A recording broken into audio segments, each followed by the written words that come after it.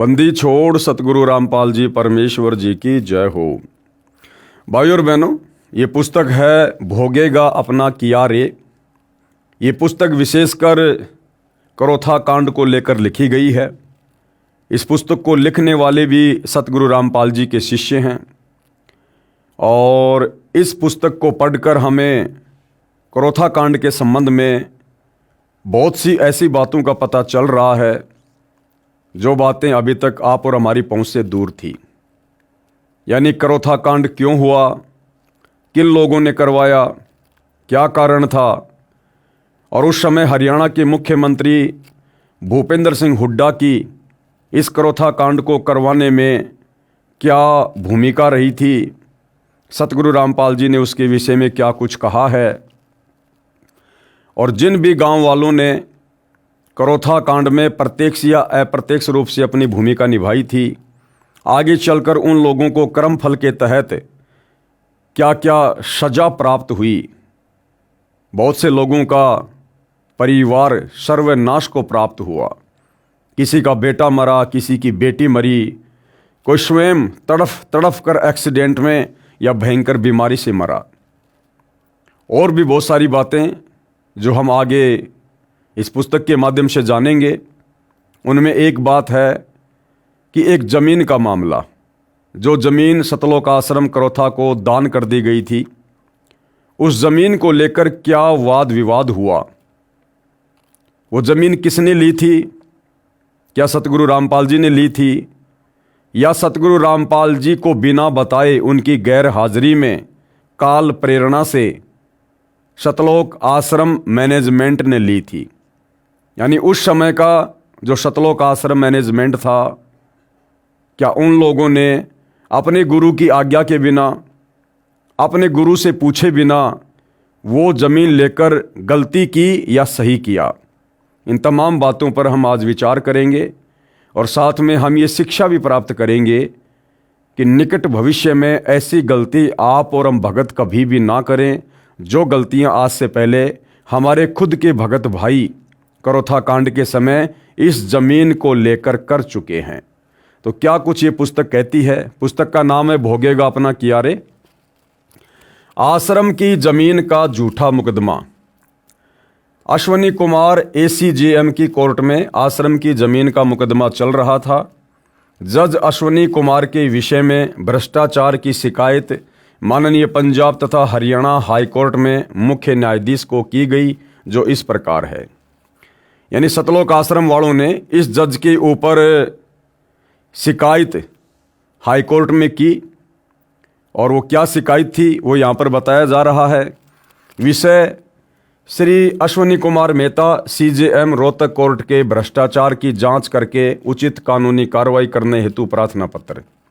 श्रीमान जी, निवेदन है कि हम राष्ट्रीय समाज सेवा समिति के लगभग 10 लाख सदस्य आप जी से निवेदन करते हैं कि उपरोक्त जज श्री अश्वनी कुमार मेहता CJM की जांच करके इनके खिलाफ सख्त कानूनी कार्रवाई करने की प्रार्थना करते हैं। फिर सतलोक आश्रम वाले भगत लिखते हैं, हम भारतीय संविधान का सम्मान करते हैं, लेकिन भाई और बहनों, इन्होंने 2014 के बरवाला कांड के समय भारतीय संविधान का, न्यायालय का सम्मान नहीं किया। यहाँ तो सतलोक आश्रम से जुड़े भगत इस पुस्तक में लिख रहे हैं कि हम माननीय संविधान का सम्मान करते हैं। भाई, फिर 2014 के बरवाला कांड में क्या हो गया था? उस समय भी तो इसी संविधान के तहत माननीय न्यायालय ने सतगुरु रामपाल जी को चंडीगढ़ की उनकी पेशी पर तारीख पर हाजिर होने के लिए नोटिस भेजा था, सम्मन भेजा था। फिर आप सतलोक आश्रम वालों ने संविधान का सम्मान क्यों नहीं किया? क्यों आप लोगों ने सतगुरु रामपाल जी को चंडीगढ़ की तारीख पर नहीं जाने दिया? और क्यों आप लोगों ने पुलिस प्रशासन को सतलोक आश्रम के अंदर नहीं जाने दिया? और क्यों आप सतलोक आश्रम के मुख्य भक्तों ने, सतगुरु रामपाल जी के परिवार वालों ने हमारे जैसे नादान भक्तों को भ्रमित करके काले कपड़े पहनकर कमांडो बनाकर क्यों पुलिस वालों के सामने हाथों में हथियार देकर, डंडे पत्थर देकर मरने मारने के लिए खड़ा कर दिया? आज आप कह रहे हो कि हम भारतीय संविधान का सम्मान करते हैं, उस समय कहाँ चला गया था आपका ये मान सम्मान? आपने सतगुरु रामपाल जी के 6 भक्तों की मौत करवा दी 2014 बरवाला कांड में, भारतीय संविधान का सम्मान ना करके, और आज आप बात कर रहे हो मान और सम्मान की।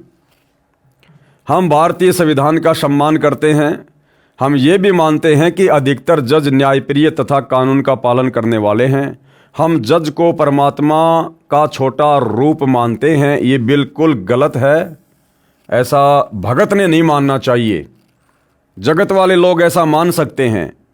जगत वालों को आध्यात्मिक ज्ञान नहीं है, परमात्मा के विधान का पता नहीं है।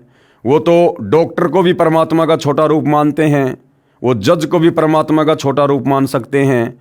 लेकिन सतगुरु रामपाल जी का भगत जिसको तत्व ज्ञान हो जाता है, उसके बाद वो परमात्मा का स्थान किसी अन्य को नहीं दे सकता, छोटा या बड़ा। तो भगत के लिए ये कहना कि हम जज को परमात्मा का छोटा रूप मानते हैं, ये भगत की नालायकी है, भगत की ज्ञानहीनता है। परमात्मा केवल एक ही है, वो छोटा है या बड़ा है, भगत के लिए वही सब कुछ है। जिसकी कलम में एक व्यक्ति की जीवन व मृत्यु का फैसला होता है। यदि कोई ऐसे माननीय तथा सम्माननीय पद पर विराजमान जज अपने स्वार्थवश कानून को अनदेखा करता है, गरीब जनता को न्याय नहीं देता है, वह न्यायालय की छवि खराब करता है, तो उसे पद पर बने रहने का कोई अधिकार नहीं है। जज श्री अश्विनी कुमार मेहता माननीय के भ्रष्टाचार तथा अन्याय का उल्लेख। राष्ट्रीय समाज सेवा समिति के कुछ सदस्य सतीश चंद्र गांव सुंडाना, राजेंद्र सिंह गांव बड़ौदा, बलवान सिंह गांव बालक, चांदीराम गांव बालक माननीय जज श्री अश्विनी कुमार मेहता जी से दिनांक 23 जनवरी 2014 को कोर्ट में मिले तथा उससे मुकदमा नंबर 446/2006 की वास्तविकता से परिचय कराने का प्रयास किया तथा इस केस से संत रामपाल जी का नाम निकलवाने के लिए प्रार्थना की, क्योंकि इस केस में संत रामपाल जी महाराज का नाम झूठा तथा बेबुनियाद है। माननीय जज श्री अश्विनी कुमार जी ने कहा कि अब कोर्ट का समय है, आप मुझे कोर्ट के समय के बाद मिलना, तब तक मैं इस केस की फाइल पढ़ लूँगा। हमारे उपरोक्त सदस्य माननीय जज श्री अश्विनी कुमार से पुणे मिले तथा उनको बताया मामला ये है कि सतलोक आश्रम करोथा की ज़मीन पर झूठा मुकदमा number 446 date 21/7/2006 Rohtak court Haryana में विचाराधीन है। जिस समय ये ज़मीन कुछ भक्तों द्वारा बंदी छोड़ भक्ति मुक्ति ट्रस्ट को स्वेच्छा से दान की गई। हमारे सतगुरुदेव संत रामपाल जी महाराज हरियाणा से बाहर महाराष्ट्र प्रांत में सत्संग करने के लिए गए हुए थे। उनको तो ज़मीन लेने के बारे में 3 महीने के बाद जब हरियाणा में आए तब बताया गया था कि हम सर्व भक्तों ने विचार विमर्श करके 3 एकड़ ज़मीन का टुकड़ा गांव करोथा जिला रोहतक में आश्रम के लिए भक्तों ने ही दान किया है। अब देखो भाइयों और बहनों, सबसे बड़ी गलती जो भगत करता है काल प्रेरणा से, वो ये करता है। हमें पूज्य गुरुदेव भगवान कहते हैं कि बच्चों, गुरु की आज्ञा आव ही और गुरु की आज्ञा जाए, कहे कबीर उस भगत को फिर 3 लोक भय नाए। यानी शिष्य का ये परम धर्म है कि अपने गुरु की आज्ञा के बिना, अपने गुरु से पूछे बिना वो कोई भी कार्य ना करे। लेकिन यहाँ सतलोक आश्रम मैनेजमेंट करोथा ने बहुत बड़ी गलती की, जिनको आज हम बड़े बड़े भगत मान रहे हैं। उन्होंने बहुत बड़ी गलती की। सतलोक आश्रम करोथा को किसी भगत ने स्वेच्छा से जमीन दान करनी चाहिए। और उस समय सतगुरु रामपाल जी महाराष्ट्र में सत्संग करने के लिए गए हुए थे और उस समय मोबाइल जैसी सुविधा विशेष तौर पर उपलब्ध नहीं थी। इसलिए सतलोक आश्रम वाले भगत कह रहे हैं कि वो ज़मीन हम लोगों ने ले ली, यानी देने वाला भी भगत और लेने वाले भी भगत। वो देने वाला भी महामूर्ख और लेने वाले भी महामूर्ख। ना जमीन देने वाले भगत ने सतगुरु से आज्ञा ली और ना जमीन लेने वाले सतलोक आश्रम मैनेजमेंट करोथा वाले भक्तों ने सतगुरु से आज्ञा ली। यानी दान देना चाहिए गुरु को, लेकिन देने वाले ने जमीन दान किसको दी? भक्तों को।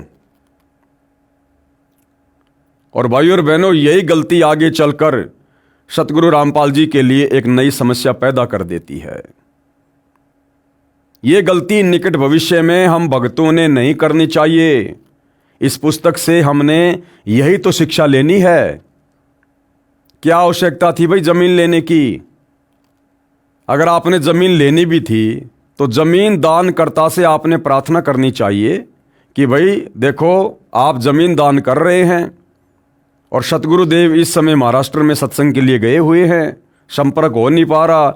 जब सतगुरुदेव वापस आए उसके बाद आप जी जमीन दान कर देना। हम तो उनके शिष्य हैं, उनके भगत हैं, हम अधिकारी नहीं हैं दान लेने के, और गुरु की आज्ञा के बिना हम ये जमीन आपसे दान में नहीं ले सकते। इन्होंने करना तो ये चाहिए था, लेकिन मंद बुद्धियों ने मान बढ़ाई और अहंकार में सड़कर कि जब सतगुरु जी आएंगे और उनको पता चलेगा कि हम लोगों ने इतनी इतनी जमीन एक भगत से दान में ले ली है, आश्रम का विस्तार करेंगे तो सतगुरु हमारी पीठ थपथपाएंगे। तो भाइयों और बहनों, ये गलती यदि भक्ति मार्ग पर हमें सफल होना है, एक अच्छे और सच्चे शिष्य की भूमिका अदा करनी है, ये गलती हमने बिल्कुल भी नहीं करनी चाहिए। दोबारा पढ़िए। भक्तों की गलती के कारण सतगुरु रामपाल जी के ऊपर वो मुकदमा लगा। भक्तों की गलती के कारण हमारे सतगुरुदेव संत रामपाल जी महाराज हरियाणा से बाहर महाराष्ट्र प्रांत में सत्संग करने के लिए गए हुए थे। उनको तो जमीन लेने के बारे में 3 महीने के बाद जब हरियाणा में आए तब बताया गया था कि हम सभी भक्तों ने विचार विमर्श करके 3 एकड़ जमीन का टुकड़ा गांव करोथा जिला रोहतक में आश्रम के लिए अपने भक्तों ने ही दान किया है। दानकर्ता के विशेष आग्रह पर जमीन बंदी छोड़ भक्ति मुक्ति ट्रस्ट के नाम ट्रस्टी भगत राजेंद्र के नाम से करा दी है। हमने पहली बार ट्रस्ट बनाया था, ट्रस्ट की ओर से कोई रेजुलेशन भी पास नहीं किया गया था। हमारे सतगुरु रामपाल जी महाराज के कहीं भी जमीन की खरीद के कागजात पर हस्ताक्षर नहीं है। इनका नाम भी राजनीतिक दबाव में बनाए मुकदमा नंबर 446 डेट 21/7/2006 में डालकर व्यर्थ परेशान किया जा रहा है। अरे व्यर्थ में परेशान तो तुम भक्तों ने करवाया। तुम्हें क्या आवश्यकता थी वो जमीन दान में लेने की, जब तुम्हें पता था कि गुरुदेव भगवान आश्रम में नहीं है और भक्ति मार्ग में गुरु की आज्ञा के बिना कोई भी कार्य नहीं किया जाता है। जब छोटा मोटा होम यज्ञ भी गुरु की आज्ञा के बिना सफल नहीं होता है, तो आप लोगों ने ये कैसे सोच लिया कि वो जमीन भक्तों को सुख देगी? और आगे चलकर फिर उसी जमीन को लेकर सतगुरु रामपाल जी के ऊपर मुकदमा लगा। इस जमीन के मुकदमा नंबर 446 डेट 2006 में मुख्य गवाह ने जिसके नाम से एफआईआर काटी गई थी, उसने न्यायालय में बयान देकर स्पष्ट कर दिया है कि इस एफआईआर में क्या लिखा है मुझे कुछ जानकारी नहीं, क्योंकि पुलिस ने जबरदस्ती मेरे से हस्ताक्षर कराए थे। दान अपनी स्वेच्छा से किया जाता है। जमीन ट्रस्ट के नाम हुई है, किसी ट्रस्टी या चेयरमैन के नाम नहीं हुई है। अब देखो, यहां तो कह रहे कि किसी ट्रस्टी या चेयरमैन के नाम नहीं हुई है, और यहां पर ये लोग खुद ही लिख रहे हैं, ये लोग खुद ही लिख रहे हैं भाइयों और बहनों कि दानकर्ता के विशेष आग्रह पर जमीन बंदी छोड़ भक्ति मुक्ति ट्रस्ट के नाम और ट्रस्टी भगत राजेंद्र के नाम से करा दी गई है, और यहां कह रहे हैं कि किसी के नाम नहीं हुई है। ट्रस्ट का नियम है कि यदि ट्रस्ट का प्रबंधन ट्रस्ट चलाने में असफल रहता है तो उस ट्रस्ट की चल अचल संपत्ति सरकार सील कर देती है। इसलिए ये मामला 420 धारा का नहीं है। राष्ट्रीय समाज सेवा समिति के सदस्यों ने सर्व जानकारी माननीय जज श्री अश्विनी कुमार जी को दी। जज अश्विनी कुमार जी ने कहा कि मैंने केस को पढ़ लिया है, ये केस तो आप पर बनता ही नहीं है। जमीन दानकर्ता कमला के माता भाई बहन तथा बुआ हैं।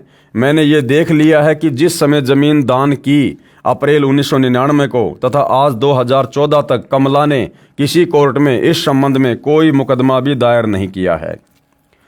पुलिस ने चालान के साथ कमला पुत्री श्री साहब सिंह का 161 का बयान भी नहीं लगा रखा। जज महोदय ने आगे कहा कि यदि आप मुझसे पहले मिल लेते तो मैं कमला को गवाह रूप में भी स्वीकार नहीं करता। इस केस की गवाहियां 2007 से चल रही हैं। दिनांक 1/8/2013 6 वर्ष तक ये कमला पुत्री श्री साहब सिंह बयान देने भी नहीं आई थी। ज़मीन की रजिस्ट्री से 1999 से 2013 तक 14 वर्ष बीत गए हैं। इस आधार से भी स्पष्ट है कि सर्व कार्य इसकी सहमति से ही हुआ था। बाद में किसी ने इसको उकसाया है। जज ने यह भी बताया कि मैं अपने अनुभव से बताता हूं कि कमला ने जो 1/8/2013 को कोर्ट में बयान दिया है उसमें जो उसने प्रारंभ में कहा है वह तो उसके वकील द्वारा तोते की तरह रटाई गई कहानी थी। फिर उसने अंत में वास्तविकता भी बता दी। उसने कहा है कि मैंने बयाना रजिस्ट्री देख लिया है, ये मैंने ही लिखवाया है। फिर कहा है कि कृष्णा ने लिखवाया है जो नाते में इसकी सगी बुआ है। इससे भी स्पष्ट है कि कमला की सहमति से ही जमीन ट्रस्ट को दान की गई है। कमला ने बयान में स्वीकारा है कि मैं अपनी ज़मीन नहीं देना चाहती थी। इससे स्वयं सिद्ध है कि ज़मीन दान इसकी सहमति से हुई है। कमला के बयान का भावार्थ है कि मैं ज़मीन नहीं देना चाहती थी परंतु ज़मीन दे दी गई। इससे स्पष्ट है कि कमला को पूरी स्थिति का पता था। सर्व कार्य इसकी सहमति के अनुसार हुआ था। यदि ऐसा न होता तो उसी समय न्यायालय में अपील कर सकती थी, जो कि कमला ने आज तक भी ऐसा नहीं किया है। इससे साफ है कि ज़मीन दान करने में जो कृष्णा को कमला बनाकर बैठाया गया है, ये इसके परिवार ने कमला को विश्वास में लेकर कृष्णा को कमला के स्थान पर बैठाया है। ट्रस्टी तथा चेयरमैन का तो कोई दोष ही नहीं है, फिर भी ये झूठा मुकदमा आपके गले में सरकार ने डाल दिया है। इसको अपने गले से निकालना तो पड़ेगा ही। श्री अश्वनी कुमार माननीय जज जी ने कहा कि आप भी जानते हैं वर्तमान में कैसे काम बनता है, आप लोगों को कुछ खर्च करना पड़ेगा। समिति के सदस्यों ने पूछा कि क्या खर्च करना पड़ेगा। जज श्री अश्वनी कुमार जी ने कहा कि मात्र 20 लाख रुपए लगेंगे। हाई कोर्ट तक सेटिंग करनी पड़ती है। मैंने कुछ नहीं लेना, ये सारा खर्चा आगे ही देना है। मैं तो भगवान से डरने वाला हूँ। याद रखना, जजों के पास स्वयं संज्ञान रूपी 2 धारी तलवार है। सर्व गवाह भी आपके पक्ष में हों तो भी जज सजा कर सकते हैं। चाहे गवाह आपके विरुद्ध हों तो भी स्वयं संज्ञान लेकर बरी कर सकते हैं। यदि छोटी छोटी तारीखें भी लगेंगी तो आपके घर व्यवसाय के कार्य की हानि होगी और आप मानसिक रूप से भी परेशान होंगे। आपको इससे 20 लाख से भी अधिक हानि हो जाएगी, विचार कर लेना। तो पुस्तक जो लिख रहा है सतलोक आश्रम हरियाणा से जुड़ा भगत, वो ये सारी बातें बता रहा है कि जज ने किस प्रकार से हमारे से रिश्वत मांगी। ये सब बातें श्री अश्वनी कुमार जज के मुख से सुनकर सर्व सदस्य दंग रह गए और कहा, जज जी हम ये नहीं कर पाएंगे। आप जी केस की वास्तविकता के आधार पर वैसे ही दया कर दें। अरे क्या दिक्कत आ रही थी? तुम लोग कौन से भगत हो? तुम कौन सी मर्यादाओं में हो भाई? वो जज खाली तुमसे 20 लाख रुपए तो मांग रहा था और वर्तमान में तुम लोग 1-1 करोड़ रुपए तो तुम लोग जाट आरक्षणों में लगा देते हो। 80-80 लाख रुपए तुम लोग जाटों की धर्मशाला बनवाने में लगा देते हो। और जब 5-5 लाख तुम सतलोक आश्रम वाले गुंडों की सीबीआई जांच के समर्थन में दे सकते हो, तो यहां तो तुम्हारे गुरुदेव भगवान का मुकदमों में नाम हटाया जा रहा था। फिर भला तुम लोगों को क्या दिक्कत हो गई भाई? हालांकि भाई और बहनों, मैं रिश्वत के पक्ष में नहीं हूं, लेकिन इन सतलोक आश्रम वालों की घटिया मानसिकता बता रहा हूं। इससे आपको यह भी पता चलेगा कि इस बात में कितनी सच्चाई है, क्योंकि हमने आंखों तो देखी नहीं है, सबूत इसका कोई है नहीं। लेकिन वर्तमान में सतलोक आश्रम मैनेजमेंट हरियाणा वालों का, सतगुरु रामपाल जी के कलयुगी बेटा बेटी भाई बंधु रिश्तेदारों का जो चरित्र निकलकर सामने आ रहा है, उस आधार से हम ये कहते हैं कि जब तुम लोग राजस्थान के गैंगस्टर आनंदपाल सिंह की सीबीआई जांच के समर्थन में 5 लाख रुपए दे सकते हो, तो यहां तो तुम्हारे गुरु का नाम मुकदमे से हटाया जा रहा था। फिर भला तुम्हें 20 लाख रुपए देने में क्या दिक्कत हो रही थी? तो भाइयों और बहनों, इन आश्रम वालों की जुबान पर विश्वास नहीं किया जा सकता है। अगर जज ने गलत किया है तो आने वाले समय में उसकी सजा वो अवश्य भोगेगा, क्योंकि परमात्मा के घर देर है अंधेर नहीं है। और अगर ये लोग झूठ लिख रहे हैं जज के विषय में तो इन लोगों को भोगना पड़ेगा। परमात्मा का संविधान तो भगत हो या जगत हो, सबके ऊपर समान रूप से लागू है। जज अश्विनी कुमार जी ने कहा कि मैंने तो आपको सलाह दी है, मानना या न मानना आपका काम है। आपके ट्रस्टी व गुरु पर तो ये केस बनता ही नहीं है, वैसे ही बरी हो सकते हैं। यह है सर्वदास्ता राष्ट्रीय सेवा समिति के सदस्यों सतीश चंद्र गांव सुडाना, राजेंद्र सिंह गांव बड़ौदा, बलवान सिंह गांव बालक, चांदीराम गांव बालक ने राष्ट्रीय सेवा समिति के मुख्य सदस्यों को मीटिंग करके बताई। तो यही निर्णय लिया कि जज साहब का आगे कैसा बर्ताव रहेगा उसको देखकर ही ऊपर के अधिकारियों को शिकायत की जाएगी। यानी इन लोगों के अनुसार जज से सारी बात करने के बाद में, जज की मानसिकता को जांचने और परखने के बाद में, इन सतलोक आश्रम मैनेजमेंट हरियाणा वालों ने खुद ही मीटिंग करके आगे का डिसीजन ले लिया कि हमने अब आगे हाई कोर्ट में उस जज की शिकायत करनी है या नहीं करना है। मतलब सतगुरु रामपाल जी से कोई सलाह मशवरा नहीं, कोई डिस्कस नहीं, कुछ नहीं। ये खुद ही सतगुरु बने हुए हैं, ये खुद ही न्याय करता है कि हम क्या करेंगे और क्या नहीं करेंगे। संत रामपाल जी से पूछने की जरूरत नहीं है, क्योंकि संत रामपाल जी को क्या पता कोर्टों में क्या होता है, जज क्या होते हैं, वकील क्या होते हैं। तो आश्रम वाले भगत कह रहे हैं, राष्ट्रीय समाज सेवा समिति वाले, कि हम मुख्य लोगों ने मीटिंग की और निर्णय लिया कि जज साहब का आगे कैसा बर्ताव रहेगा उसको देखकर ही ऊपर के अधिकारियों को शिकायत की जाएगी। 20 लाख की मनसा पूरी न होने के पश्चात माननीय जज श्री अश्विनी कुमार मेहता जी की अन्याय की झलक। दिनांक 23/1/2014 के पश्चात जज महोदय ने छोटी छोटी तारीख लगानी प्रारंभ की। दिनांक 31/1/2014 8 दिन की, अगली 5/2/2014 5 दिन की, उससे अगली 13/2/2014 8 दिन की, अगली 19/2/2014 6 दिन की, अगली 20/2/2014 लगाई 1 दिन की। 20/2/2014 को हमें परेशान करने के मकसद से स्वयं कोर्ट में नहीं आया, उस दिन कोई कार्रवाई नहीं की। फिर जज अश्विनी कुमार मेहता जी के स्थान पर दूसरे जज ने कार्यभार संभाला। अरे तो तुम आश्रम वालों को क्या दिक्कत हो गई भाई? तारीखें छोटी लग रही है, बड़ी लग रही है, क्या दिक्कत हो गई तुम लोगों को? इसी पुस्तक में तुम लोग कह रहे हो कि हम तो संविधान की इज्जत करते हैं, संविधान का सम्मान करते हैं। तो संविधान के तहत जैसा भी जज तारीख लगा रहा था तो भाई तारीखों पर जाते ना। यहाँ अपना दुखड़ा क्यों रो रहे हो तुम लोग? तुम तो संविधान का सम्मान करने वाले हो ना। इसके अतिरिक्त अन्य अन्याय जो जज अश्विनी कुमार जी ने किया वो इस प्रकार है। क्या क्या अन्याय किए भाई और बहनों, सुनिएगा। श्रीमती कमला पुत्री साहिब सिंह की ओर से कुछ वकील आने लगे। हमारे वकील जी ने जज श्री अश्विनी कुमार जी कोर्ट में अपील लगाई कि कमला पुत्री साहिब सिंह एक गवाह है, उसने जो बयान देना था दे दिया, अब इसकी ओर से वकील नहीं आने चाहिए, ये कानून के विरुद्ध है। दोनों पक्षों की सुनवाई के पश्चात जज श्री अश्विनी कुमार जी ने अपने आदेश दिनांक 19/2/2014 में कहा कि कमला पीड़ित है, इसके साथ धोखा हुआ है, ये वकील कर सकती है। 20 लाख की हवस पूरी ना होने के कारण माननीय जज श्री अश्विनी कुमार जी ने पक्का इरादा कर लिया था कि स्वयं संज्ञान के जरिए ट्रस्ट के ट्रस्टी तथा चेयरमैन को सजा देगा ही देगा। ये आदेश पारित करते समय कमला के कोर्ट में दिए बयान को भी अनदेखा कर दिया। जज साहब पहले स्वयं कह रहे थे कि कमला की सहमति से जमीन दान की गई है, ये बात इसके बयान से स्पष्ट है। और 20 लाख रुपए न मिलने के कारण कमला को बाद में जज साहब ने विक्टिम यानी पीड़ित घोषित कर दिया और लिख दिया कि इसकी जमीन धोखे से दान की गई है। कमला को पीड़ित घोषित करना ही सिद्ध करता है कि जज ने बदनीयत से ही ये आदेश दिया है। कमला पीड़ित है तो सिद्ध कर दिया कि अन्य सब दोषी हुए। जज श्री अश्विनी कुमार जी ने अपने आदेश में भी स्पष्ट किया कि केस दर्ज कराने वाला करतार सिंह कमला का सगा चाचा है।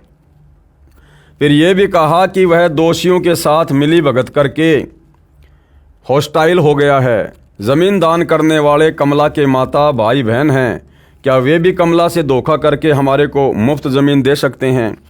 जज श्री अश्विनी कुमार जी ने 20 लाख रुपए की हवस पूरी न होने के कारण कानून का जानकार होते हुए भी जानबूझकर गैर जिम्मेदाराना आदेश पारित करके अपनी मलिन मानसिकता को प्रदर्शित किया और सम्माननीय न्यायाधीश की छवि को धूमिल किया। अरे तो तुम लोगों ने भी तो गैर जिम्मेदाराना कार्य किया। अपने गुरुदेव भगवान की गैर हाजिरी में तुम लोगों ने जमीन दान लेने की क्या आवश्यकता थी? क्या ये गैर जिम्मेदाराना कार्य नहीं था? अगर तुम ये गैर जिम्मेदाराना कार्य ना करते तो आज तुम्हें क्यों कोर्ट में परेशान होना पड़ता? क्यों सतगुरु रामपाल जी पर उसी जमीन को लेकर यह मुकदमा होता?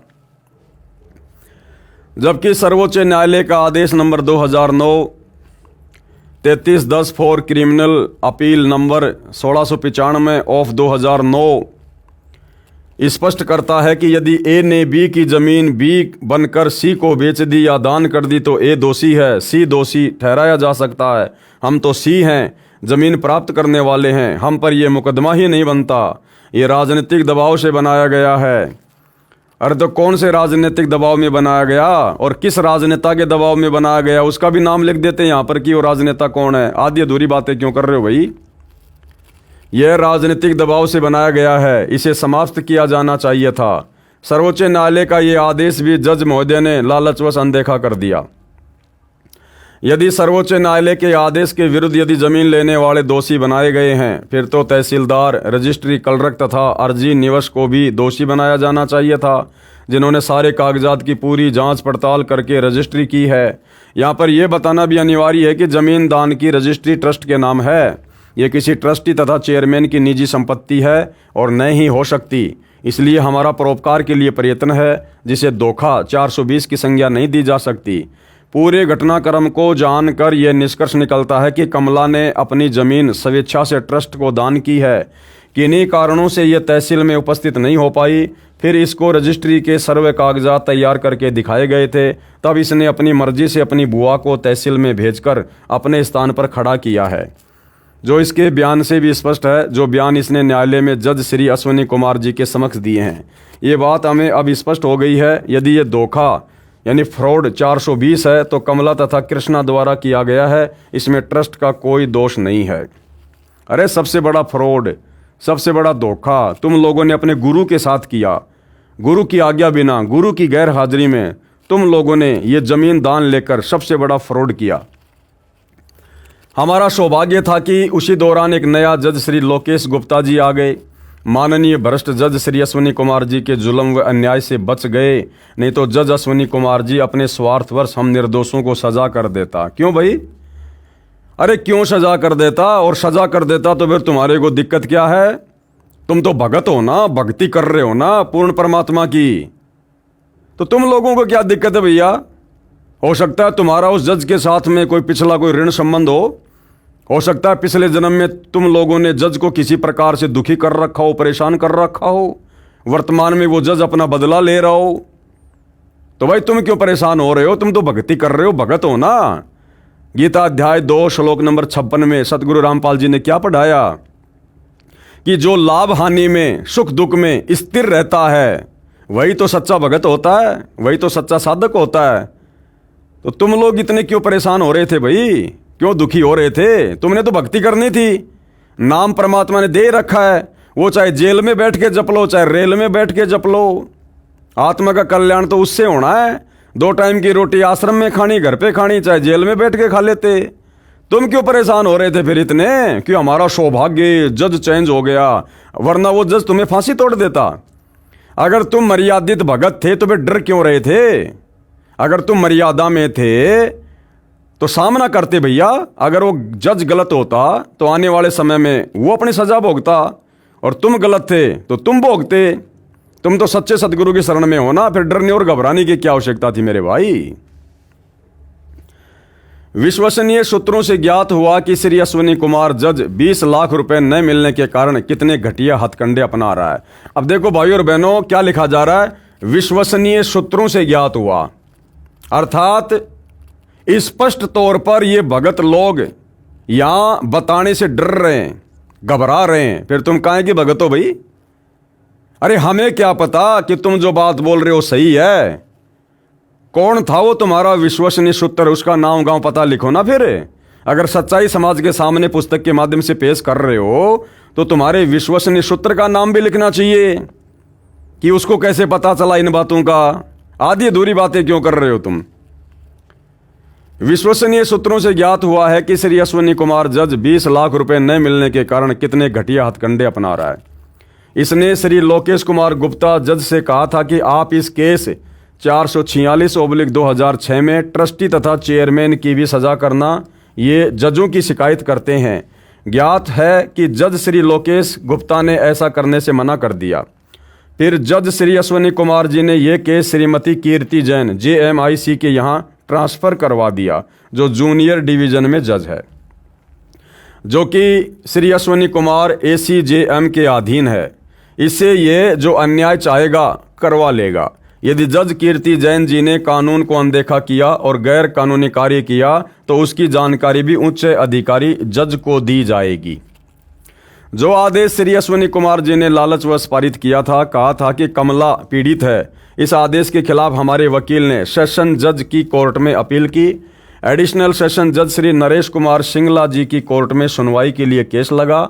श्री अश्विनी कुमार जी ने अपनी निजी ताल्लुकात से एडिशनल सेशन जज श्री नरेश कुमार सिंगला जी को भी भ्रमित करके अपने आदेश के अनुरूप फैसला करवा दिया। इस आदेश के खिलाफ हमारे वकील जी ने माननीय हाईकोर्ट पंजाब व हरियाणा चंडीगढ़ में अपील की। माननीय विद्वान जज श्री सुरेंद्र गुप्ता जी ने अपने आदेश नंबर फला में न्याय किया। कहा कि ट्रायल कोर्ट में केस की सुनवाई चल रही है, ऐसे समय में विक्टिम यानी पीड़ित एंड फ्रॉड धोखा शब्दों का प्रयोग करना गलत है। कमला को असंतुष्ट कहा जा सकता है। फिर कहा कि अपनी सलाह के लिए गवाह भी वकील कर सकता है, परंतु वह वकील कोर्ट में सीधा कोई पक्ष नहीं रख सकता। हाईकोर्ट का आदेश संलग्न है। हमारे को माननीय हाईकोर्ट से न्याय मिला। हम इस प्रार्थना पत्र के आरंभ में ही लिख चुके हैं कि अधिकतर जज न्यायकारी हैं। कुछ भ्रष्ट जज ही अपने स्वार्थवश अन्याय करके गरीब जनता को सताते हैं, क्योंकि भ्रष्ट जजों को पता होता है कि आम व्यक्ति ऊपर की कोर्टों में नहीं जा सकता, क्योंकि वकीलों की महंगी फीस होती है जो गरीब के बस की बाहर होती है। तुम तो पैसे वाले हो भाई, तुम तो हाई कोर्ट क्या सुप्रीम कोर्ट क्या, तुम तो कहीं भी जा सकते हो, तुम गरीब थोड़ी हो। आप जी से पुनः प्रार्थना है कि माननीय भ्रष्ट जज श्री अश्विनी कुमार मेहता CJM रोहतक कोर्ट हरियाणा की जांच करके कानूनी कार्रवाई की जाए। ऐसे व्यक्ति ऐसे सम्माननीय पद पर बने रहने के योग्य नहीं है।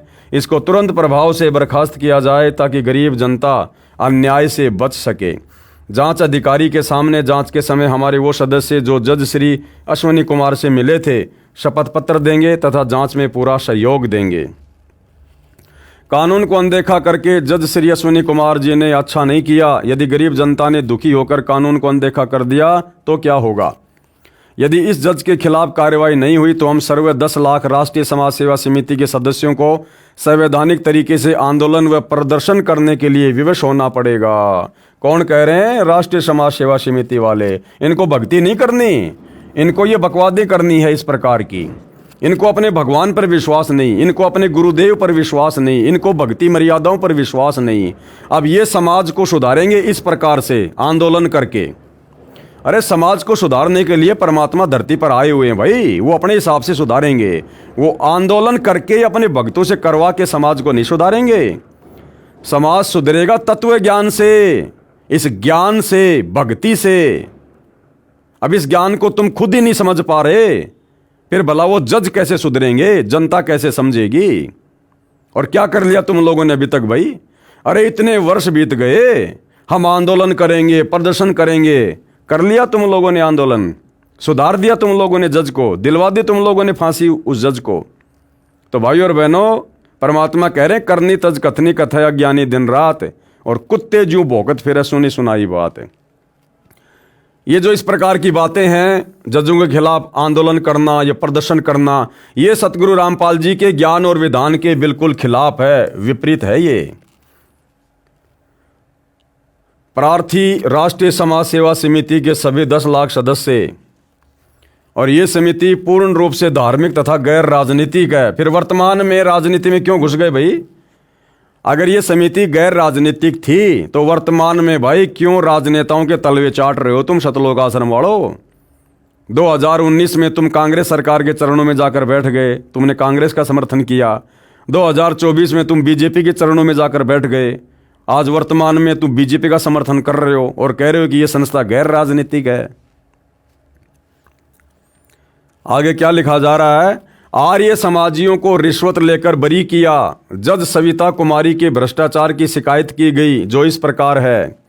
सेवा में माननीय मुख्य न्यायाधीश पंजाब एवं हरियाणा हाईकोर्ट चंडीगढ़।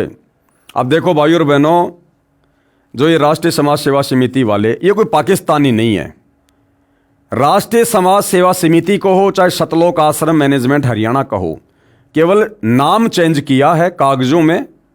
इन्होंने जो समिति बनाई थी राष्ट्रीय समाज सेवा समिति 2010 में, तो समिति क्या है? समिति एक नाम है। भगत सारे वो के वो हैं, कोई प्रधान बना है, कोई अध्यक्ष बना है, कोई क्या बना है। अब ये क्या कह रहे हैं ये लोग? जज सविता कुमारी के भ्रष्टाचार की शिकायत की गई जो इस प्रकार है। अरे नालायकों, अपने गुरुदेव के चरणों में अर्जी लगा देते कि गुरुदेव भगवान ये बात है, हमने जो गलती करी थी आपकी गैर हाजिरी में जमीन लेने की, ये परमात्मा हम कान पकड़ के माफ़ी मांगते हैं, आगे से ऐसी गलती नहीं करेंगे। ये परमेश्वर हम नीचों पर दया करो। अरे तो जजों का जज सतलोक आश्रम बरवाड़ा में बैठा था ना भाई। अरे जो हमारा मुकदमा धर्मराज के कोर्ट में लड़ेगा ऊपर, ये यहाँ के छोटे मोटे जज फिर क्या है उसके आगे? इस परमात्मा से बड़ा कोई न्यायकारी है क्या? अदली असल कबीर है, कुल के सतगुरु एक। अदली यानी न्यायकारी, न्यायकारी परमात्मा केवल एक कबीर है और तुम्हारा गुरु स्वयं कबीर है। और तुम अर्जियां लगाते फिर रहे हो इन नकली कोर्टों में, लगाते अपने गुरुदेव भगवान के चरणों में अर्जी कि परमात्मा गलती हो गई, नादान है, आपके बच्चे माफ करो, आगे से ऐसी गलती नहीं होगी। अरे जजों का रिमोट परमात्मा के हाथ में है, 2 मिनट में परमात्मा प्रेरणा कर दे, लेकिन तुम्हारी बुद्धि वहां तक तो जाती नहीं है। गुरु को तो तुम मानुष मानते हो, अपने से नीचा मानते हो। तुम तो खुद ही गुरु बने हुए हो, सारे काम तो तुम खुद कर रहे हो। 2010 में जब से तुम लोगों ने राष्ट्रीय समाज सेवा समिति बनाई है, तुम लोगों ने सत्यानाश कर दिया, भक्ति का बेड़ा गर्क कर दिया तुम लोगों ने, अंत में बरवाला कांड करवा कर छोड़ा। सेवा में माननीय मुख्य न्यायाधीश पंजाब एवं हरियाणा हाईकोर्ट चंडीगढ़। विषय जज श्रीमती सविता कुमारी JMIC रोहतक के भ्रष्टाचार की जांच करके उचित कानूनी कार्रवाई करने हेतु प्रार्थना पत्र। एक छोटी सी अर्जी सतगुरु रामपाल जी के चरणों में भी लगा देते भाई, तुम्हें कोर्टों के चक्कर ही नहीं काटने पड़ते। निवेदन है कि हम राष्ट्रीय समाज सेवा समिति के लगभग 10 लाख सदस्य आपसे निवेदन करते हैं कि उपरोक्त जज की जांच करके सख्त कार्रवाई करने की प्रार्थना करें। तुम्हारी गुलाम है वो हाई कोर्ट जो तुम्हारे आदेशों पे चलेगी। तुम खुद अपने गुरु के आदेशों पर नहीं चलते तो तुम्हारी गंदी जुबान से लगाई गई प्रार्थना से जज कैसे चलेंगे? हम मानते हैं कि अधिकतर जज कानून का पालन करने वाले हैं, न्यायप्रिय हैं। हम जज को परमात्मा का छोटा रूप मानते हैं। भाई नहीं मानते। हम सतगुरु रामपाल जी के साध संगति से जुड़े भाई बहन इस मत से सहमत नहीं है। हमारा परमात्मा चाहे वो छोटा है चाहे बड़ा है, सतगुरु रामपाल जी है। ये कबीर भगवान ही है और कोई परमात्मा नहीं है। एक 2 कोड़ी के जीव को परमात्मा की संज्ञा देना परमात्मा की तौहीन है। जिसकी कलम में एक व्यक्ति की जीवन मृत्यु का फैसला होता है, नहीं होता। अगर आप सतगुरु रामपाल जी के भगत हो तो भगत कभी भी अन्याय नहीं करेगा, गलत काम नहीं करेगा। और यदि भगत के साथ कोई अन्याय करता है, धोखाधड़ी करता है, तो फिर जजों की औकात नहीं कि वो अपनी उस कलम से उस भगत को मृत्यु दंड दे दे, उसको फांसी दे दे। फिर वो सतगुरु कौन से दिन काम आएगा? फिर जो भक्ति तुम कर रहे हो, फिर ये कौन से दिन काम आएगी? ऐसे माननीय तथा सम्माननीय पद पर विराजमान व्यक्ति अपने स्वार्थवश अन्याय करता है, गरीब जनता को न्याय नहीं देता। अरे गरीब जनता सतगुरु रामपाल जी का ज्ञान समझकर भक्ति करे, फिर परमात्मा के हाथ में है अपनी भगत की समस्या। फिर देखो उसके काम कैसे होते हैं। वह न्यायालय की छवि को खराब करता है, उसे पद पर बने रहने का कोई अधिकार नहीं है। मामला यह है कि हमारे कुछ सदस्यों पर मुकदमा नंबर फला फला माननीय जज सविता जी की कोर्ट में विचाराधीन है। केस नंबर इतने इतने इस्तगासा आश्रम के ट्रस्टी डॉक्टर कृष्ण जी ने आश्रम की मानहानि का सत्यवीर शास्त्री पर डाल रखा था। अब बताओ भाई, भक्तों ने मानहानि का दावा डाल रखा है। आश्रम के ट्रस्टी डॉक्टर कृष्ण जी ने आश्रम की मानहानि का सत्यवीर शास्त्री पर डाल रखा था। अब भक्तों का काम है क्या ये मानहानि का मुकदमा करना? अरे भक्तों की ना इज्जत होती, ना भक्तों की कोई बेइज्जती होती। तुम सतगुरु की शिक्षाओं पर नहीं चलते, इसलिए तुम लोग दुखी हो। सतगुरु रामपाल जी क्या कहते हैं? मान अमान करे क्यों ना कोई, कि मेरे भगत का चाहे कोई सम्मान करो चाहे अपमान करो, भगत ने कोई टेंशन नहीं, कोई चिंता नहीं। मान अमान करे क्यों ना कोई, मम संत शरण जान जगत छोई। संसार को राख के समान समझो और परमात्मा की भक्ति अपनी मर्यादा में रह के करो। भगत की कोई इज्जत नहीं होती और ना भगत की बेइज्जती होती। और यहां इन लोगों ने मानहानि के दावे डाल रखे हैं। केस नंबर 176 डेट 6/3/2006 आचार्य बलदेव के खिलाफ था, जो माननीय जज सविता जी की कोर्ट में सुनवाई चल रही थी। अब भैया सतगुरु क्या करे? तुमने सतगुरु की कोर्ट में तो मानहानि का मुकदमा किसी के खिलाफ डाला नहीं, अर्थात तुम लोगों ने सतगुरु रामपाल जी के चरणों में तो प्रार्थना लगाई नहीं। तुम लोग तो न्यायदाता मान रहे हो कोर्टों को, न्यायालयों को। तो भैया न्यायालयों में तो न्यायालयों के अनुसार काम होता है, फिर तुम्हारे अनुसार काम नहीं होगा कि तुम जैसा चाहोगे वैसा तुम्हारे फेवर में सारा काम हो जाएगा। फिर भैया कोर्टों का काम तो काललोक में कोर्टों के अनुसार होता है, जिसमें माननीय जज सविता जी ने हमारे विरोधियों से रुपए लेकर उनके पक्ष में फैसला कर दिया। दिनांक 2 मई 2014 को इस्तगासा केस नंबर इतना तथा केस नंबर फला फला की तारीख थी। हमारे कुछ सदस्य भी ट्रस्टी कृष्ण के साथ कोर्ट में गए थे, जो प्रत्येक पेशी पर जाते हैं। उन्होंने हमें बताया कि दिनांक 2 मई 2014 को इस्तगासा केस नंबर फला फला तथा केस नंबर इतना इतना की पेशी थी। उस दिन माननीय जज सविता जी छुट्टी पर थी। अब भाई और बहनों, जज छुट्टी पर थी या नहीं थी, ये लोग गए या नहीं गए, ये मुकदमा क्या है, हमने ज़्यादा दिमाग लगाने की ज़रूरत नहीं है। इसको याद नहीं करना, रट्टा नहीं मारना। हमने केवल निष्कर्ष निकालना है कि हम भगतों को क्या शिक्षा मिल सकती है और हम भगत कहाँ पर गलतियाँ करने से बच सकते हैं, जो गलतियाँ हमसे पहले इन बड़े बड़े भक्तों ने की। हमने केवल निष्कर्ष निकालना है, इससे ज़्यादा और कुछ नहीं। दोषी आचार्य बलदेव पहले से अनुपस्थित चल रहा था। 2 मई 2014 को आचार्य बलदेव कोर्ट में पेश हुआ। उसकी जमानत की अर्जी लगाई गई। जमानत की सुनवाई के लिए माननीय जज कीर्ति जैन जी की कोर्ट में लगी, जो उस दिन ड्यूटी पर मजिस्ट्रेट थी। आचार्य बलदेव के साथ आर्य समाज के कई व्यक्ति कोर्ट से बाहर एक पेड़ के नीचे खड़े थे। एक व्यक्ति और आया जिसको पटवारी जी कह रहे थे। उसने पूछा, आचार्य जी की जमानत का क्या रहा? दूसरे व्यक्तियों ने बताया कि जमानत हो जाएगी। हमने जज कीर्ति जैन का दलाल मिल गया है। हमें कल ही पता चला था कि जज सविता छुट्टी पर है। हमने जज कीर्ति जैन से 5 लाख रुपए में सेटिंग कर रखी है। हमारी सेशन जज सुशील कुमार गुप्ता से भी सेटिंग हो चुकी है। अब ये सेटिंग हुई नहीं हुई, केवल ये लोग अपने हाथों से लिख रहे हैं, इसका कोई प्रमाण नहीं है। हमारे 3 सदस्यों ने बताया कि हम अनजान से बनकर मुंह दूसरी ओर करके अखबार पढ़ने का बहाना करके उनकी सारी वार्ता सुन रहे थे। क्यों भैया, तुम लोग कोई प्राइवेट कोई डिटेक्टर हो क्या, जो सारी बातें सुन रहे थे ऐसे करके? अरे तुमने अपने भगवान पर विश्वास नहीं किया, तुमने भक्ति पे विश्वास नहीं किया। उनकी बातें चोरों की तरह सुनकर भी तुम लोगों ने क्या कर लिया? कुछ तो नहीं किया। हमारे 3 सदस्यों ने बताया कि हम अनजान से बनकर मुंह दूसरी ओर करके अखबार पढ़ने का बहाना करके उनकी सारी वार्ता सुन रहे थे, जिनके नाम हैं विजेंद्र निवासी गांव गांधरा, महेंद्र निवासी मादीपुर दिल्ली, ओम प्रकाश निवासी गांव गांधरा। ये थे वो एजेंट जो अखबार पढ़ने का बहाना करके सारी बातें सुन रहे थे। उस व्यक्ति ने, जिसको पटवारी जी कह रहे थे, फिर पूछा कि जो मुकदमे रामपाल के चेलों ने कर रखे हैं, जो सविता जज की कोर्ट में आचार्य बलदेव तथा सत्यवीर शास्त्री पर चल रहे हैं, इनकी क्या संभावना है? आर्य समाज के व्यक्तियों ने कहा कि सविता जज का भी दलाल मिल गया, सब सेटिंग हो गई है, दोनों मुकदमों में बरी हो जाएंगे। और रामपाल और उसके चेलों पर 2 मुकदमे हैं, एक आश्रम की जमीन का तथा दूसरा करोथा कांड का। इनमें इनकी सजा कराएंगे। ये भी सेटिंग जजों से हो चुकी है। वही हुआ जो सुना था। 2/5/2014 को वर्किंग जज सविता कुमारी की छुट्टी थी।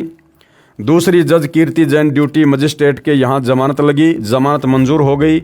हमारे भक्तों के ऊपर आर्य समाज के व्यक्तियों ने झूठा केस नंबर 12/7/2006 करोथा कांड का चल रहा है और जो मुकदमा नंबर फला फला का है, यदि हमारे भगत किसी कारण से किसी दिन अनुपस्थित हो जाते हैं तो उनके किसी भी प्रमाण को नहीं माना जाता।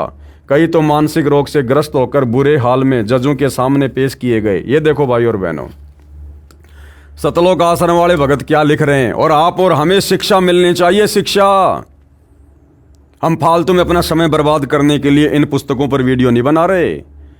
खुद सतलोक आश्रम मैनेजमेंट हरियाणा वाले भगत क्या लिख रहे हैं कि हमारे भगतों की ऐसी हालत हो गई, वो पागल हो गए, पागल तारीखों पर जाते जाते, और पागल रूप में उनको जजों के सामने पेश करना पड़ता था। क्यों भाई? अरे क्यों पागल हो गए? भक्ति नहीं कर रहे क्या तुम? मर्यादाओं में नहीं रहते क्या? अरे गुरु का आशीर्वाद नहीं था क्या तुम्हारे ऊपर? क्यों पागल हो गए तुम? अगर तुम लोग अपनी जगह सही थे तो तुम कह रहे हो हम तो न्यायालय का सम्मान करते हैं। तो न्यायालय जब बुलाएगा तब बुलाएगा भैया, फिर सम्मान करो। और पागल क्यों हो गए तुम? भक्ति नहीं कर रहे थे क्या? मर्यादाओं में नहीं थे क्या? सतगुरु रामपाल जी का आशीर्वाद नहीं था क्या? सतगुरु का भगत पागल क्यों हो जाएगा? अरे भगत पर चाहे लाख आपत्ति आओ, अगर भगत मर्यादा में है तो उसका गुरु उसकी रक्षा करता है, उसको हिम्मत देता है। पागल कैसे हो जाएगा? पागल तो दुनिया होती है, दुनिया। जिनको भगवान का सहारा नहीं होता, जिनके पास भक्ति नहीं होती, वो होते हैं पागल। और ये सतलोक आश्रम वाले भगत कह रहे हैं हमारे कुछ भगत तो पागल हो गए, उनको पागलपन के दौरे पड़ने लगे, हॉस्पिटलों में उनको एडमिट करवाया गया, बाद में पंखे से लटक कर फांसी खाने का प्रयास करने लगे वो भगत है, जिनमें एक का नाम है बसंत सैनी, गांव गांद्रा रोहतक वाला, जिसने 12 अगस्त 2025 को मुझ पवन दास की इशार की तारीख पर 2 भगतों को जान से मारने का कुप्रयास किया। किस प्रकार से रोड पर पटक कर उनकी पिटाई कर रहे थे। तो भैया ऐसे गंदे कर्म करोगे तो पागल ही होगे, सतगुरु क्या करेगा? तो देखो भाई, ये लोग खुद अपनी लेखनी से लिख रहे हैं कि कई तो मानसिक रोग से ग्रस्त होकर बुरे हाल में जजों के सामने पेश किए गए, यानी पूरी तरह से पागल हो गए कई भगत तो संत रामपाल जी के। तो भैया बिना गुरु की आज्ञा के अगर जमीन दान लोगे या बिना गुरु की आज्ञा के काम करोगे तो क्या तुम्हें लड्डू मिलेंगे? वही मिलेगा जो परमात्मा का विधान है। सबको जेल भेजा गया क्योंकि हम इन जजों को रुपए नहीं दे सकते। तुम गुंडों की सीबीआई जांच में रुपए दे सकते हो, तुम फालतू में लोगों की धर्मशाला बनवाने में पैसे दे सकते हो, तुम बैडमिंटन का स्टेडियम बनवाने में पैसे दे सकते हो, तुम जाट आरक्षणों में पैसे दे सकते हो, लेकिन जहां बात आती है तुम्हारे गुरु की, वहां तुम लोग पैसे नहीं दे सकते। 19 मई 2014 को माननीय भ्रष्ट जज सविता कुमारी जी ने दोनों दोषियों आचार्य बलदेव और सतवीर शास्त्री को दोनों केसों में बरी कर दिया। जज ने बरी करने के आदेश में आधार बनाया कि शिकायतकर्ता सिद्ध नहीं कर सका कि समाचार पत्र में बयान दोषियों ने दिया था। कृपया पढ़िए जज के उस आदेश के पेज नंबर 7 की फोटोकॉपी। क्यों पढ़नी हमें फालतू में, क्यों खोपड़ा खराब करें हम? जो हमारे मतलब की बात है वो पकड़ेंगे, जो भक्ति मार्ग में हमें कुछ फायदा दे। जबकि दोषी सत्यवीर ने स्वयं न्यायालय में जवाब दावे में स्वीकार किया है कि मैंने ये बयाना समाचार पत्र में छपवाया था। इससे स्पष्ट है कि जज सविता कुमारी ने दोषियों से रिश्वत लेकर बरी किया। अधिक जानकारी इस प्रकार है। इन मुकदमों में दोषियों के विरुद्ध सब सबूत थे। समाचार पत्रों में प्रकाशित होने से ये स्वयं प्रमाणित है तथा हमारे 3 गवाह भी गवाही दे चुके थे। सत्यवीर शास्त्री ने स्वयं स्वीकारा है कि मैंने ये स्टेटमेंट समाचार पत्रों में निकलवाई है। सत्यवीर ने न्यायालय में जवाब दावा दिया है, उसमें भी स्वीकारा है कि मैंने समाचार पत्र में ये बयान दिया था। मैंने ही समाचार पत्र छपवाया है, वह भी जज सविता जी को दिखाया गया। उसकी सत्यापित प्रति भी जज के मांगने पर दी गई। कृपया पढ़िए जवाब दावे की फोटोकॉपी। पढ़ते रहना तुम लोग भाई। जिस समय ये गलत समाचार छपा था उसी समय हमारे ट्रस्ट के सदस्यों ने यह खंडन भी किया था कि यह सर्व झूठ समाचार है।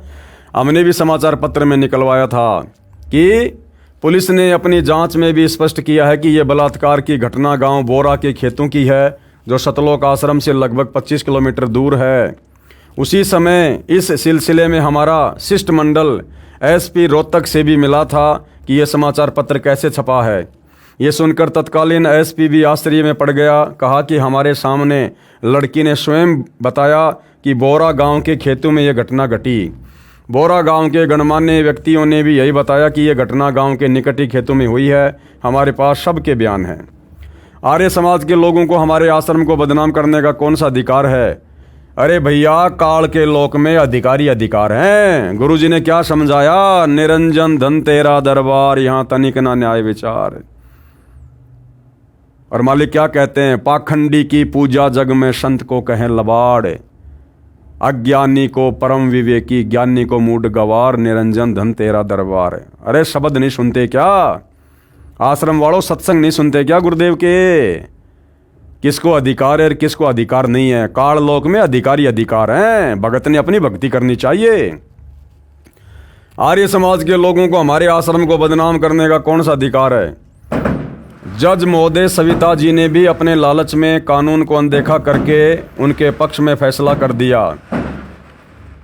जज सविता जी से प्रार्थना है कि इनका लाइसेंस बना दें कि ये किसी की मानहानि करें, इनको कोई नहीं रोकेगा।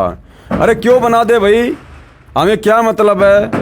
आप लोगों ने ये क्यों कहना कि जज फला फला व्यक्ति का लाइसेंस बना दे, वो जब चाहे किसी के ऊपर मुकदमा कर दे? आप लोगों ने क्या लेना देना था भाई इन सब बातों से? आप तो परमात्मा के भगत हो, भक्ति कर रहे हो ना, अपने गुरु पर विश्वास रखो ना। क्या समय आने पर सत्य की जीत नहीं होती क्या? भगवान के घर देर है अंधेर नहीं है, तुम्हें इस बात का नहीं पता क्या? लेकिन तुम अपने गुरु को परमात्मा मानो तब ना, गुरु पर विश्वास करो तब ना, मर्यादा में रह के भक्ति करो तब ये सद्बुद्धि आती है, बकवाद करने वालों को नहीं आती। हमारे भक्तों ने 50,000 रुपये भी कोर्ट फीस भरकर मुकदमा डाला था। अरे क्यों डाला मुकदमा नालायकों? क्यों संगत का 50,000 रुपये बर्बाद कर दिया तुम लोगों ने? अरे गुरुजी से मिल बैठकर सलाह कर लेते, उनके चरणों में प्रार्थना लगा देते। परमात्मा जो सलाह देता बिल्कुल सही देता नालायकों। तुम्हें मुकदमा डालने की क्या आवश्यकता थी? अरे गुरु ने क्या समझाया? जो तोकू काटा बोवे ताको बोतू फूल, कि जो तुम्हारे ऊपर मुकदमा करे तुम उसके ऊपर मुकदमा ना करो। आवत गाड़ी एक है उल्टा हो अनेक। गुरुजी तो आने वाली गाड़ी के जवाब में गाड़ी देने को भी मना करते हैं, और तुम लोगों ने 50,000 रुपये कोर्ट में फीस भर के सामने वाले पे मुकदमा कर दिया। अरे भैया, भक्ति कर रहे थे, ड्रामा कर रहे थे, सत्संग तो सुनते नहीं थे, भक्ति विधान का तुम्हें ज्ञान नहीं, और अपनी मर्जी से अपनी बकवादे करने में लगे हुए थे। तो सतगुरु भी क्या करेगा भाई? सतगुरु भी यही देखता है कि करने दो इन नालायकों को जो कर रहे हैं वो। जब इनकी घिस निकल लेगी अपने आप सीधे हो जाएंगे। यदि ये मुकदमा झूठा होता तो क्या हमारे सिर में दर्द था कि हम 50,000 रुपये खर्चते तथा वकीलों की फीस भरते? तुम्हारे सिर में दर्द नहीं, तुम्हारे सिर में खुजली चल रही थी काल की। पुलिस ने जिस व्यक्ति के खिलाफ बलात्कार का मुकदमा बनाया उसमें स्पष्ट लिखा है कि बोरा गांव के बाहर खेतों में एक मकान के खंडर में बलात्कार हुआ। मुकदमा नंबर FIR फला फला का केस माननीय जज सविता जी की कोर्ट में विचाराधीन है। उसी दिन दिनांक 19/5/2014 को इस केस की पेशी थी, जिस दिन केस नंबर फला फला तथा केस नंबर फला फला में दोषियों को बरी कर दिया। उसी दिन मुकदमा नंबर फला फला की तारीख पेशी थी। एक गवाह जिसका नाम मेघराज पुलिस वाला आया हुआ था, उसके सामने जज सविता जी ने प्रत्येक नामजद मुकदमा के नाम पिता का नाम से बुलाकर अंदर एक एक करके कोर्ट में बुलाया। हमने प्रार्थना की कि गवाह के सामने एक एक को बुलाया जा रहा है, उसको पहचान कराई जा रही है। जज सविता ने हमारी एक नहीं सुनी और सर्व नामजद मुकदमा के हमारे भक्तों को बुला बुलाकर गवाह के सामने पहचान करवाई। अरे जब तुम अपने गुरु की एक भी बात नहीं सुन रहे तो वो जज तुम्हारी बातें कैसे सुनेगी भाई? इससे भी स्पष्ट है कि जज सविता जी लालच में अंधी हो गई और कानून की भी पालना नहीं कर रही। तो तुम लोग भी तो काल प्रेरित होकर अपने गुरुदेव के आदेशों की पालना नहीं कर रहे थे। 1 तारीख पर हमारा वकील किसी कारण से कोर्ट में पेशी पर उपस्थित नहीं हो सका। उस दिन केस नंबर फला फला तथा केस नंबर फला फला की पेशी थी। आवाज़ लगने पर एक भगत ने जज सविता जी से प्रार्थना की कि जज साहब हमारा वकील नहीं आ सका है। इस बात पर जज बहुत क्रोध में आकर बोली कि बुलाओ अपने वकील को, नहीं तो मैं एक तरफा फैसला कर दूंगी। जो भगत इस केस की पेशी पर पैरवी के लिए जाते हैं तथा जिन पर यह मुकदमा बना रखा है, उनमें से 4 व्यक्तियों ने, एक का नाम है जगदीश निवासी पंजाब खोड़, विजेंद्र निवासी गांद्रा, महेंद्र निवासी मादीपुर दिल्ली, ओम प्रकाश निवासी गांद्रा ने दिनांक 25/3/2014 को जज सविता जी से प्रार्थना की कि ये मुकदमा जो रोड जाम का है, ये राजनीति के दबाव में झूठा बनाया गया है।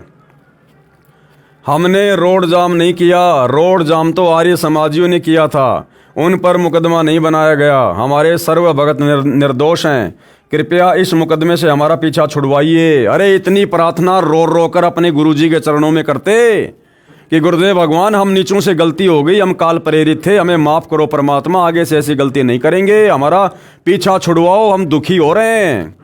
अरे इतनी प्रार्थना अपने गुरुदेव भगवान के चरणों में कर लेते।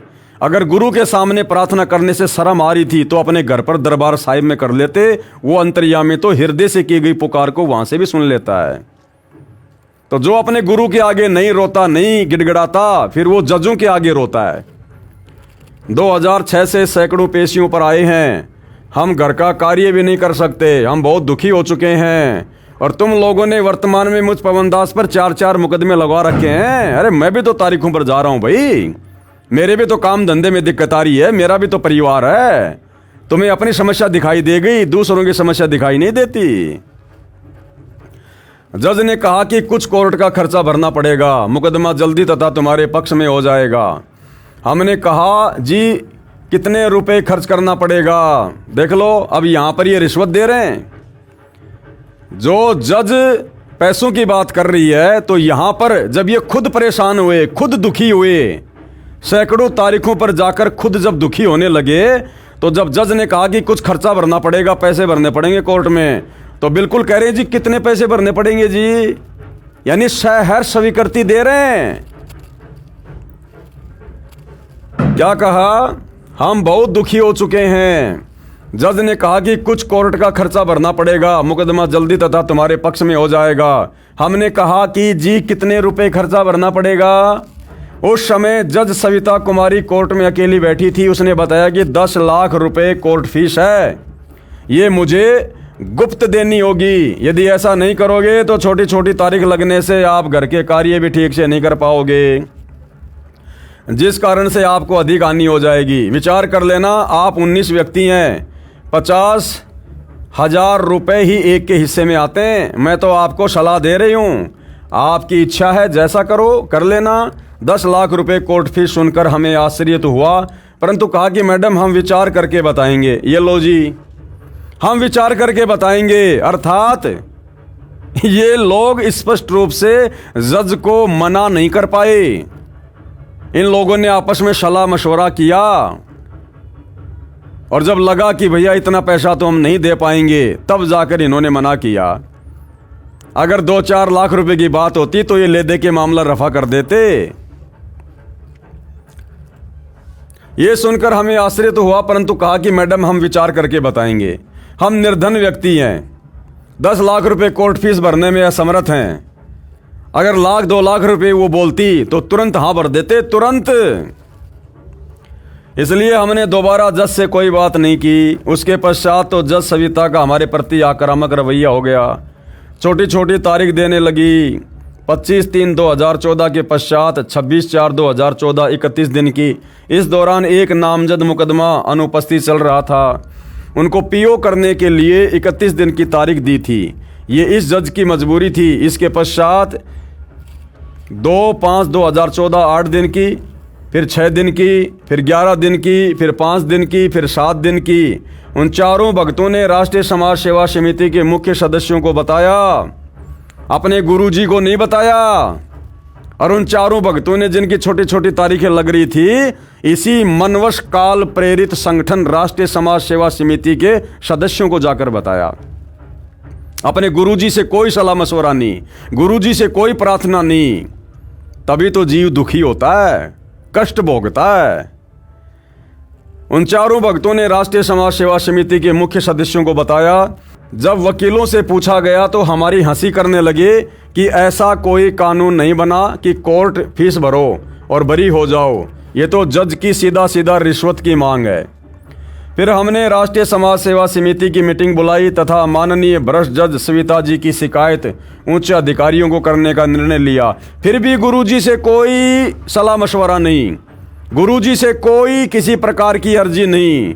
फिर भी आपस में ये राष्ट्रीय समाज सेवा समिति वाले ही अपनी मनमर्जी कर रहे हैं कि हम उस जज के खिलाफ चंडीगढ़ हाई कोर्ट में जाएंगे। अरे जब तक गुरु के आगे नहीं रहोगे, अर्जी नहीं लगाओगे, जब तक गुरु की आज्ञा में नहीं चलोगे, आजीवन दुखी रहोगे, आजीवन। आप जी से नम्र निवेदन है कि भ्रष्ट जज की जांच करके कानूनी कार्रवाई की जाए। हाँ करेंगे, तुम्हारे नौकर हैं वो। आप जी की अति कृपया होगी और न्यायालय की गरिमा बनी रहेगी। जांच अधिकारी को हमारे चारों भगत शपथ पत्र भी देंगे। यदि भ्रष्ट जज पर कार्रवाई नहीं हुई तो हम राष्ट्रीय समाज सेवा समिति के सर्वे 10 लाख सदस्य संवैधानिक तरीके से आंदोलन करने के लिए मजबूर होंगे। ये आंदोलन करना, धरने, प्रदर्शन, रैलियां निकालना, ये संत रामपाल जी के भक्ति विधान में नहीं है। ये सारे के सारे कार्य बरवाला कांड के समय और बरवाला कांड के बाद इस मनवश काल प्रेरित संगठन राष्ट्रीय समाज सेवा समिति ने अर्थात सतगुरु रामपाल जी के परिवार ने किए और करवाए हैं। जब तक इस भ्रष्ट जज को पद से मुक्त नहीं किया जाएगा तब तक आंदोलन करेंगे। अभी तक तो भैया वो अपने पद से बर्खास्त नहीं हुआ और तुम लोग क्यों अपने घरों में बैठ गए हार मान के? पड़े रहो रोडों पर, करो आंदोलन, करो धरने, प्रदर्शन, रैलियां। क्यों हार मान गए राष्ट्रीय समाज सेवा समिति वालों? आप जी से पुनः निवेदन है कि इस माननीय भ्रष्ट जज सविता कुमारी जी को बर्खास्त करके सख्त कार्रवाई की जाए। इससे हमें न्याय की कोई उम्मीद नहीं है। अरे न्याय भाई 21 ब्रह्मांड में नहीं है। निरंजन धन तेरा दरबार, यहाँ तनिक ना न्याय विचार। सत्संग सुना करो, सत्संग। धन्यवाद। प्रार्थी राष्ट्रीय समाज सेवा समिति के 10 लाख सदस्य। ये समिति पूर्ण रूप से धार्मिक तथा गैर राजनीतिक है। फिलहाल तो ये राजनीतिक हो गई, राजनेताओं के तलवे चाटने लग गए सतलोक आश्रम वाले। तो भाई और बहनों, इस प्रकार की बहुत सारी बातें इस पुस्तक में लिखी हुई हैं और आप और हमारा मकसद, हमारा उद्देश्य केवल और केवल शिक्षा ग्रहण करना है ताकि निकट भविष्य में आप और हमारे से किसी भी प्रकार से गुरुदेव के वचनों की, आदेशों की अवहेलना ना हो जाए और इन भक्तों की तरह फिर हम दुखी ना हों। तो हमने विचार करना है। आगे क्या लिख रहे हैं? हमारा उद्देश्य महर्षि दयानंद का अपमान करना नहीं है। महर्षि दयानंद के विषय में जो भी जानकारी हमने दी है यह आर्य समाजियों द्वारा प्रकाशित पुस्तकों से है। फिर भी हम स्पष्ट करना चाहते हैं कि हम किसी का अपमान करने का उद्देश्य नहीं रखते, अपितु सतर्क करना चाहते हैं कि जो भक्ति दयानंद जैसे प्रभु प्रेमी ने की वह शास्त्र अनुकूल न होने से उनको भक्ति लाभ प्राप्त नहीं हुआ। शास्त्र अनुकूल भक्ति संत रामपाल जी महाराज के पास है, उसको जांचो, फिर नाम दीक्षा ग्रहण करके कल्याण करवाओ। महर्षि दयानंद के अज्ञान व दुर्व्यसन का प्रमाण। महर्षि दयानंद तमाकू खाता था, सूंघता था। इसका प्रमाण पुस्तक महर्षि दयानंद सरस्वती का जीवन चरित्र के पेज नंबर 208 की फोटोकॉपी। ये उनके जीवन चरित्र के ऊपर लिखी गई पुस्तक है जिसमें ये प्रमाण है कि वो तमाकू खाया करते थे, अर्थात नशा किया करते थे। और आर्य समाज उनको बहुत बड़ा समाज सुधारक मानता है, जबकि वो खुद तमाकू खाया करते थे, अर्थात नशा किया करते थे। और नशा करने वाला व्यक्ति कभी भी समाज सुधार नहीं कर सकता। तो ये लिखा हुआ भाई और बहनों, ये उसके पेज वगैरह। पुस्तक का नाम है जीवन चरित्र महर्षि स्वामी दयानंद सरस्वती। आप जी इस पुस्तक की PDF में देख सकते हैं, पढ़ सकते हैं। कौन सी पुस्तक है ये फोटोकॉपी जीवन चरित्र महर्षि दयानंद सरस्वती की है, जो अमर शहीद पंडित लेखराम द्वारा संकलित प्रमाणिक उर्दू भाषा का आर्य भाषा में अनुवाद है।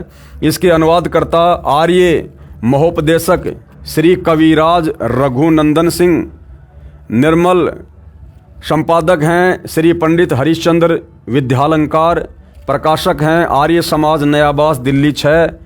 और ये प्रथम बार 2028 इस लेख में स्पष्ट है कि महर्षि दयानंद तम्बाकू सूंघते थे तथा तम्बाकू खाते भी थे। महर्षि दयानंद को श्रीमद् भगवद गीता का भी ज्ञान नहीं था। ऊपर पृष्ठ 208 की फोटोकॉपी में लिखे वृत्तांत से सिद्ध है कि महर्षि दयानंद का आध्यात्मिक ज्ञान शून्य था। प्रकरण इस प्रकार है। एक राम गोपाल वैश्य जो वेदांती था, उसने बहुत सी टीकाएं अर्थात अनुवाद गीता की देखी। गीता अध्याय 18 श्लोक 66 में वर्ज शब्द है। श्लोक 66 है, सर्वधर्मान परित्यज्य माम एकम शरणम व्रज अहम तवा सर्व पापेभ्यो मोक्षयामि मा शुचय। यह अध्याय 18 श्लोक 66 है गीता जी का। इस गीता अध्याय 18 श्लोक 66 के अनुवाद में सर्व टीकाकारों यानी अनुवादकों ने व्रज शब्द का विपरीत अर्थ आना किया है, जबकि व्रज का अर्थ जाना होता है। जैसे अंग्रेजी के शब्द गो का अर्थ जाना होता है, यदि कोई इसका अर्थ आना करता है तो वह विपरीतार्थ कर रहा है, जिस कारण से उस प्रकरण का यथार्थ भावार्थ नहीं जाना जा सकता। इसी शंका का समाधान कराने के लिए राम गोपाल वैश्य ने महर्षि दयानंद से जानना चाहा कि आप बताइए, व्रज का अर्थ जाना है, आना है, किस कारण से किया है, ये तो उचित नहीं है। महर्षि दयानंद ने शंका का समाधान इस प्रकार किया, कृपया पढ़ें, उपरोक्त फोटोकॉपी में लिखा है। ये संस्कृत भाषा में बोल के उन्होंने समाधान किया। ये उत्तर दिया कि उस अज्ञानी महर्षि दयानंद ने, लेखक ने लिखा है कि इस उत्तर को सुनकर राम गोपाल वैश्य बहुत प्रसन्न हुआ और उसने फिर पूछा कि कोई प्रमाण भी है। स्वामी जी, महर्षि दयानंद ने ऋग्वेद की 2-3 स्तुतियों के प्रमाण दिए। ये समझो कि प्रमाण के रूप में ऋग्वेद के 2-3 मंत्र सुना दिए। जिस प्रकार 7वीं कक्षा के विद्यार्थी ने एक अंग्रेज यात्री के रास्ता पूछने पर अंग्रेजी भाषा में उत्तर देना गर्व की बात जानकर छुट्टी के लिए प्रार्थना पत्र सिक लीव एप्लीकेशन सुना दी। अंग्रेज माथे में हाथ मारकर चला गया, ये सोचकर कि इस मूर्ख ने क्या उत्तर दिया। मैंने जानना चाहा था मार्ग, और ये सुना रहा है अंग्रेजी में छुट्टी के लिए प्रार्थना पत्र। महर्षि दयानंद अज्ञानी ने ऐसा समाधान किया उस रामगोपाल वैश्य के शंका का।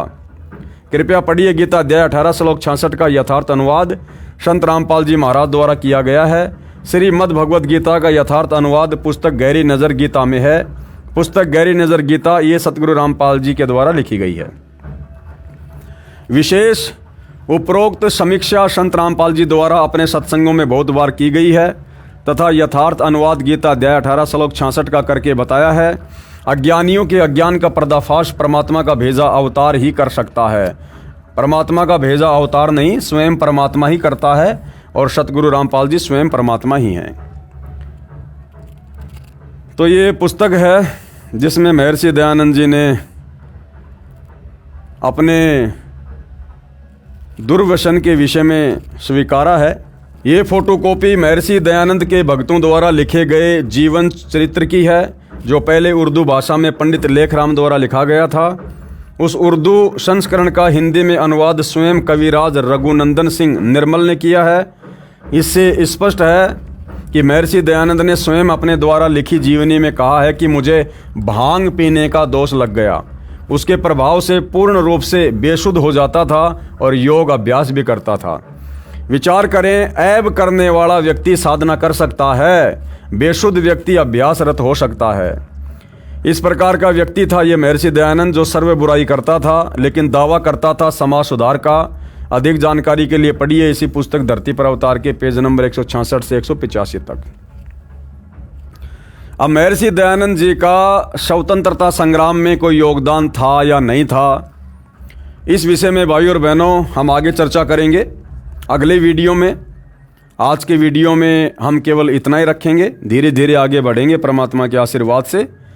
इस पुस्तक पर मुश्किल से 2 या 3 वीडियो और बनेंगे और इस पुस्तक के ऊपर वीडियो बनाने का हमारा मकसद केवल इतना ही है कि हम सत्य और असत्य से परिचित हों और हम उन तमाम गलतियों को कभी भी भविष्य में ना दोहराएं जो गलतियां गुरु के ज्ञान को अच्छे से ना समझ पाने के कारण शतलोक आश्रमों से जुड़े हुए हमारे से पहले बड़े बड़े भक्तियों ने की हैं, दोहराई हैं और उसकी सज़ा भी पाई है और आगे भी सज़ा पाएंगे। जो गलतियां इन लोगों ने सतगुरु रामपाल जी के वचनों की अवहेलना करके 2014 बरवाला कांड में और 2014 बरवाला कांड के बाद वर्तमान समय 2025 तक कर रहे हैं। तो भाई और बहनों, आज के वीडियो में केवल इतना ही। परमेश्वर हम सबको आशीर्वाद दे, आज्ञा दे, सद्बुद्धि दे। बंदी छोड़ सतगुरु रामपाल जी भगवान की जय हो।